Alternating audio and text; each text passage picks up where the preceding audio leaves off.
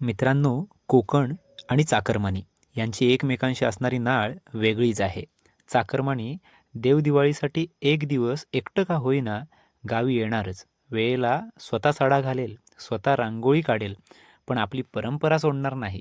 कसं आहे ना, कामानिमित्ताने गावापासून लांब जरी गेला असला तरी मनाने मात्र गावीच असतो. देवदिवाळीनिमित्त गावी येतो, गावच्या मायेच्या गावपणात रमून पटापट विडे भरण्याची तयारी करतो. मनापासून देवपूजा करतो. एक दिवस का होईना मेंदूतील जबाबदारीचे ओझे बाजूला ठेवून मनसोक्त जगून घेतो. गावातील लहान थोर मंडळी मिळून सर्वजण विडे भरण्याची तयारी करतात.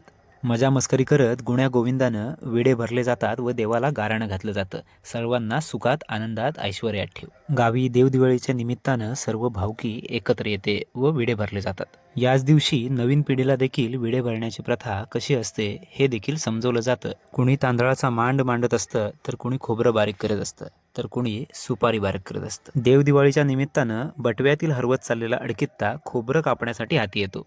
एवढं सगळं चालू असताना सुद्धा चाकरमानी मात्र विडे भरण्याचा प्रत्येक क्षण आनंदाने जगून घेत असतो. परंपरेप्रमाणे गंधफूल लावून विड्याची पूजा केल्यानंतर प्रत्येकाला तांदूळ वाटले जातात. दुपारत करून झाली की ग्रामदेवतेला गाराणं घातलं जातं. यालाच अर्ज लावणं असं देखील म्हणतात. अर्ज लावून झाल्यानंतर एका बाजूला खोबऱ्यामध्ये साखर मिक्स करून प्रसादी तयार केली जाते. तर मंडळी, व्हिडिओ आवडल्यास नक्की लाईक करा आणि शेअर करा. चला तर भेटू पुढील व्हिडिओमध्ये.